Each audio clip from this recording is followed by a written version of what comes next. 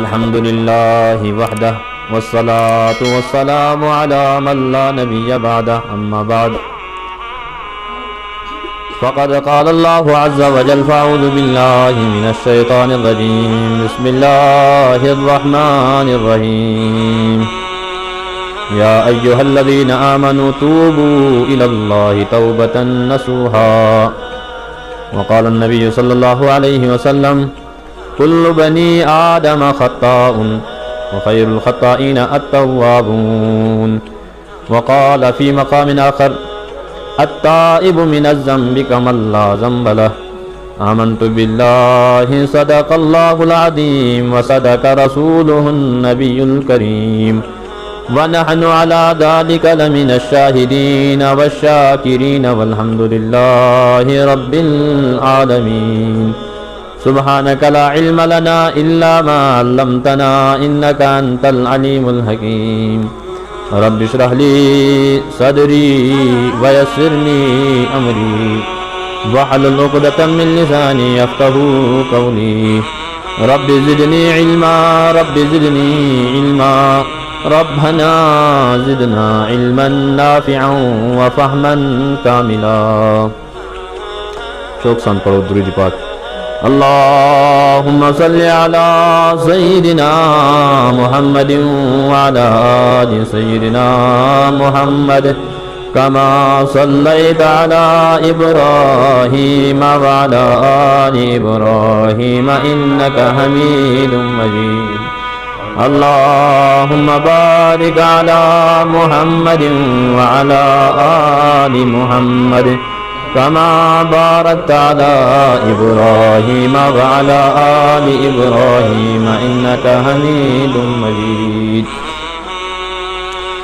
محترم بزرگوں، عزیز نوجوان بھائیو، السلام علیکم ورحمۃ اللہ وبرکاتہ.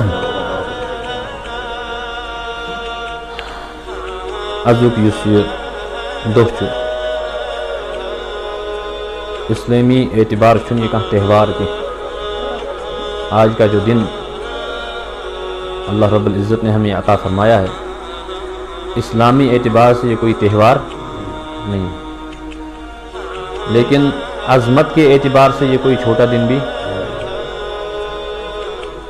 اس کو ہم اپنی زبان میں جمعۃ الوداع بھی کہتے ہیں. رمضان المبارک کا چونکہ آخری جمعہ ہے، اس لیے اس کا نام جمعۃ الوداع رکھا گیا ہے.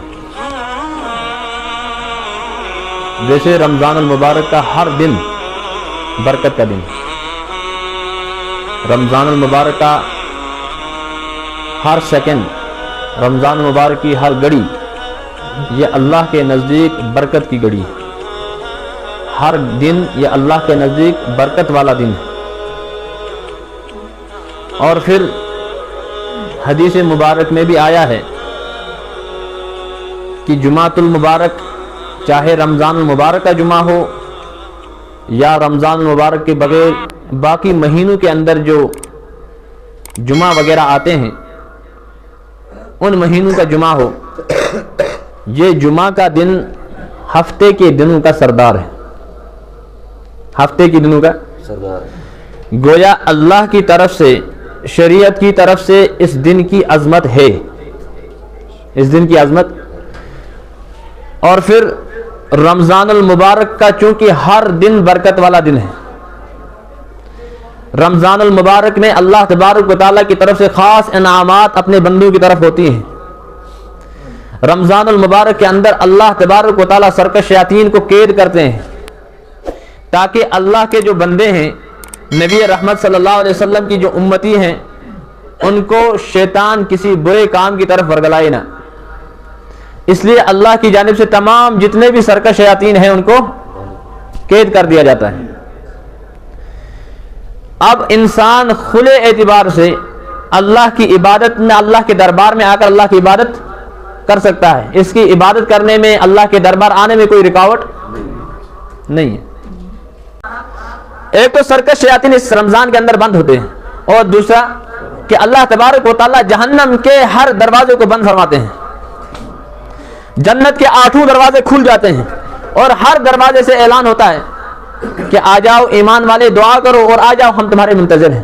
اور جنت کا ایک خاص دروازہ ہے باب الریان، جس کو روزے داروں کے لیے ہی متعین کر رکھا ہے. اللہ تبارک و تعالیٰ کرنا ایسے جنت الفردوس میں سے. تو یہ تمام جو خصوصیات رمضان کے اندر اللہ تبارک و تعالیٰ نے رکھی ہیں، یہ اس کے برکت کا نتیجہ ہے. گویا کہ رمضان کا ہر دن، رمضان کا ہر سیکنڈ، رمضان کی ہر گھڑی کیا ہے؟ برکت والی ہے. اور پھر رمضان کے اندر جو جمعہ آتا ہے اس کی برکت اور ہی بڑھ جاتی ہے. کیوں؟ کیونکہ عام جمعہ عام دنوں کا سردار تھا. شعبان کا جمعہ شعبان کے دنوں کا سردار تھا. شوال کا جمعہ شوال کے دنوں کا سردار تھا. لیکن رمضان المبارک کے اندر جو جمعہ آتا ہے یہ عام دنوں کا سردار نہیں ہے، بلکہ خاص رمضان المبارک کے ایام کا سردار ہے. گویا کہ اس کی فضیلت بڑھ گئی. اور رفتہ رفتہ پھر انسان جب ان فضیلت سے ہو کر جمعۃ الوداع پر پہنچ جاتا ہے تو یہاں قدر اس کی فضیلت اور بڑھ جاتی ہے. کس اعتبار سے؟ کہ اب تو یہ شوال کے بعد جمعہ آنے والا ہی نہیں ہے. ایسے برکت والا جمعہ کہ جو ایسے برکت والے ایام کا سردار ہو، یہ جمعہ آنے والا نہیں ہے. لہذا اس میں اور زیادہ شوق بڑھتا ہے عبادت کرنے کا، تو قدر اس کی برکت اور ہی بڑھ گئی.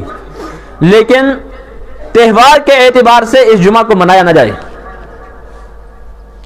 اللہ تبارک و تعالیٰ کی طرف سے جو بھی انعام ہمیں ملے ہیں، جو بھی نعمتیں ہمیں ملی ہیں، ہم ان کو اسی اعتبار سے منائیں جس طرح اللہ تبارک و تعالیٰ نے منانے کا حکم فرمایا، جس طرح نبی رحمت صلی اللہ علیہ وسلم نے منانے کا حکم فرمایا، چاہے وہ خوشی کا معاملہ ہو چاہے وہ غمی کا معاملہ. تو اب اس میں کیا کرنا ہے؟ ہر مسلمان کو، ہر روزے دار کو اور ہر امتی محمد عربی صلی اللہ علیہ وسلم کو اولاً دو کام کرنے ہیں. کتنے کام؟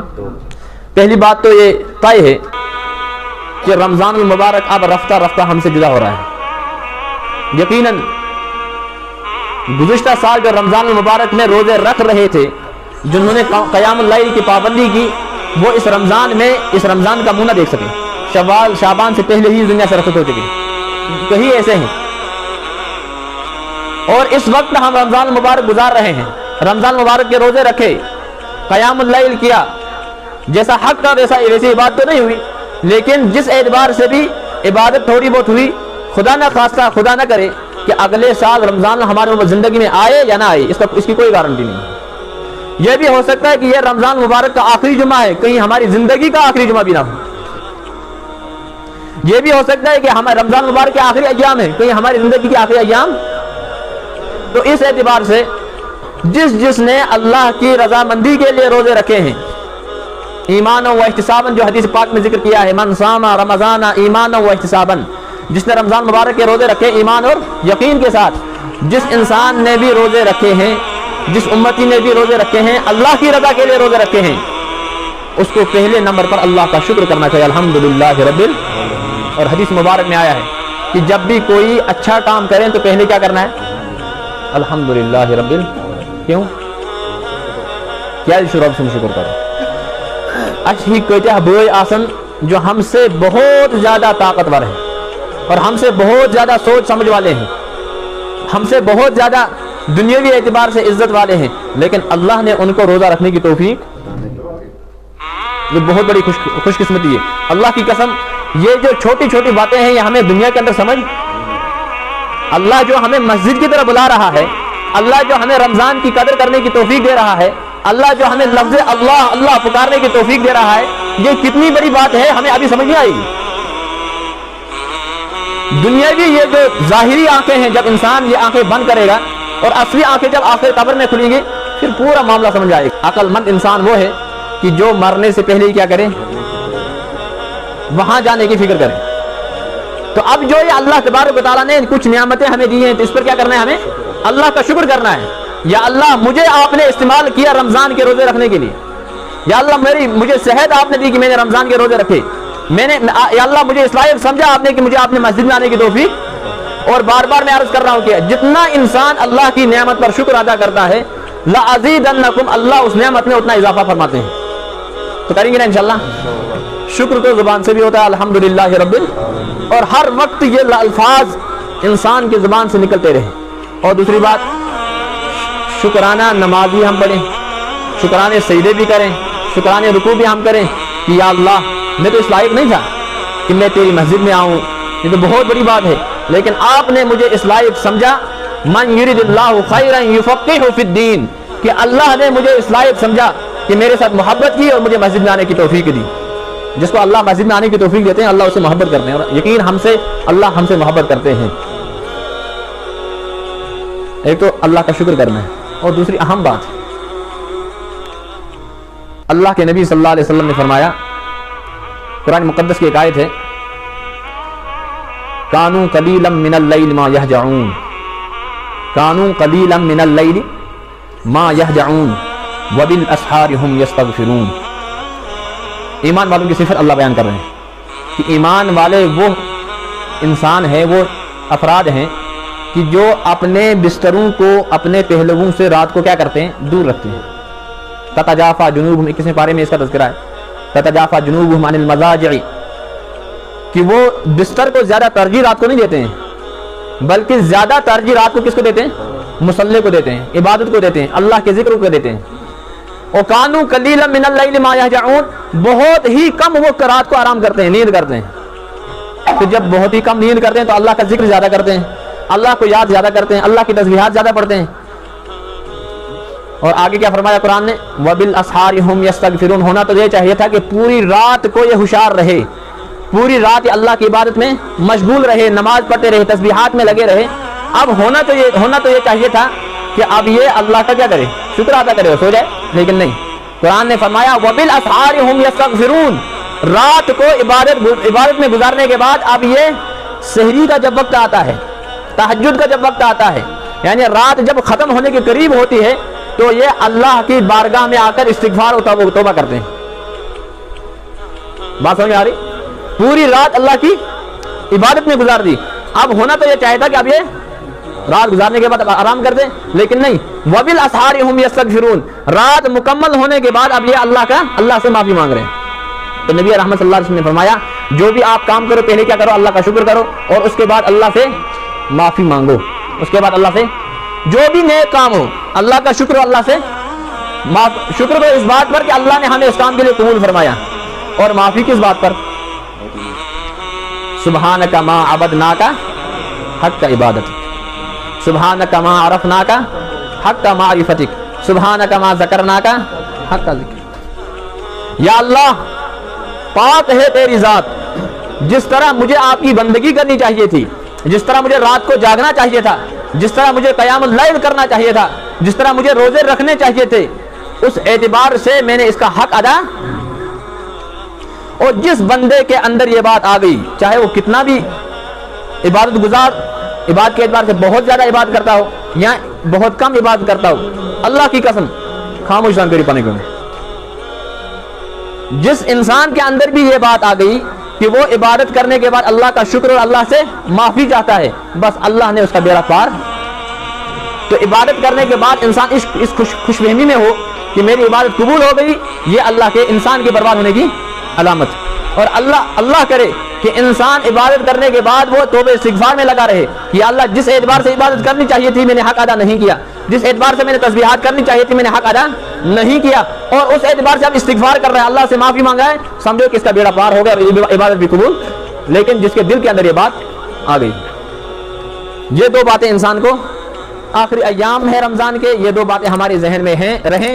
اور یہ آخری ایام، ان میں ایک حدیث جو شاید میں نے ابتدائی رمضان میں عرض کی تھی اور مشہور حدیث ہے، ٹائم اتنا نہیں ہے کہ میں پوری حدیث بیان کروں، لیکن اس رمضان کے متعلق جو اس کا ایک جز ہے اس کی طرف آپ کا ذہن مبذول کروں کہ نبی رحمت صلی اللہ علیہ وسلم منبر شریف پر تشریف لائے اور 3 مرتبہ فرمایا آمین، کوئی دعا زبان سے نہیں فرمائی، صرف آمین فرمایا۔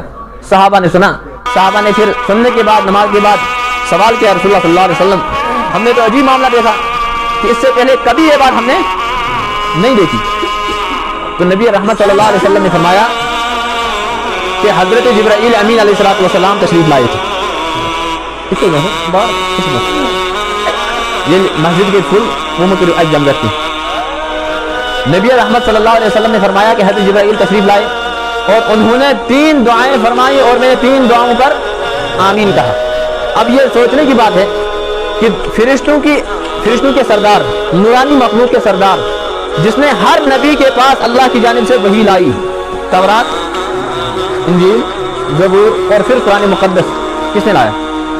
حضرت جبرائیل امین علیہ السلام نے۔ اور پوری کائنات کے سردار، بعد از خدا بزرگ کوئی قصہ مختصر، حضرت نبی رحمت صلی اللہ علیہ وسلم، اگر صرف ان میں سے ایک ہی دعا کرتے، جو ایک ہی آمین کرتا، تو کوئی کبھی دعا قبول ہوتی، اس کے رد ہونے میں کوئی تردد، لیکن فرشتوں نورانی مخلوق کے سردار دعا کر رہے ہیں اور پوری کائنات کے سردار جناب نبی اکرم صلی اللہ علیہ وسلم آمین فرما رہے ہیں۔ بس اس بات کو ہم تھوڑا غور سے سنیں اور پھر اپنی زندگی کا محاسبہ کریں، خاص کر ان ایام کا محاسبہ کریں۔ نبی رحمت صلی اللہ علیہ وسلم نے فرمایا کہ حضرت جبرائیل آئے، انہوں نے 3 دعائیں فرمائی، اور 3 دعاؤں میں سے ایک دعا تھا، یہ ہلاک اور برباد ہو جائے وہ شخص، ہلاک اور برباد ہو جائے وہ شخص۔ دعا کون کر رہے ہیں؟ آمین کون کر رہے ہیں؟ اور جگہ کون سی ہے؟ مسجد نبوی۔ تو مسجد نبی میں منبر رسول پر دعا ہو رہی ہے، فرشتوں کے امام، نورانی مخلوق کے امام حضرت جبرائیل دعا کر رہے ہیں، اور نبی رحمت صلی اللہ علیہ وسلم پوری کائنات کے امام آمین فرما رہے ہیں کہ ہلاک اور برباد ہو جائے وہ شخص جس نے رمضان کو اپنی زندگی میں پایا، جس نے رمضان کو، پھر وہی ما عرفنا کا حق معرفتک، ما عبدنا کا حق عبادتک، کہ پھر جس طرح عبادت کرنے کا حق تھا، جس طرح قدر کرنے کا حق تھا، اس اعتبار سے قدر نہ کر کے اس نے اپنے آپ کو مغفرت کا ذریعہ پنجسمانس کرنا، انہیں مغفرت، ہلاک سے برباد کے شخص جبرائیل دعا کر رہے ہیں، حضرت نبی رحمۃ اللہ آمین فرما رہے ہیں، اور جگہ بھی عظیم جگہ ہے۔ اب یہ ہم غور کریں، کیا یہ دعا جیسا رد کبھی یہ رد دعا ہوگی؟ نہیں۔ تو لہٰذا ہم اپنے دل میں محاسبہ کریں، آخری ایام رمضان کے چل رہے ہیں، جمعۃ الوداع ہے، بس جمعۃ الوداع کو تہوار کے طور پر نہیں منانا ہے، بلکہ اپنے آپ میں محاسبہ کرنا ہے۔